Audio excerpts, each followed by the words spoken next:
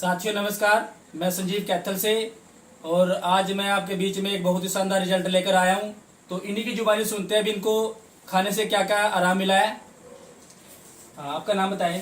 पिंकी देवी। पिंकी देवी जी, आपको क्या क्या प्रॉब्लम थी? मेरे को तो कई प्रॉब्लम थी, जैसे पथरी, सर्वाइकल जी जोड़ों में दर्द, और जो ये बाबा से रोती है हाँ जी। वो भी थी। हाँ जी। जैसे तो नसों की दिक्कत थी, जी, ये थी। तो फिर इसको खाने से मतलब आपको बहुत ज्यादा आराम आया। आराम मिला है जी। हाँ जी। ठीक है जी।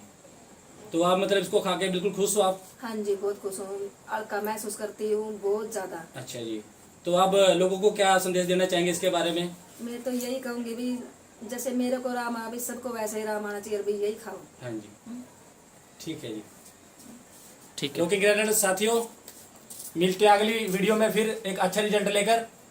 तब तक के लिए थैंक यू।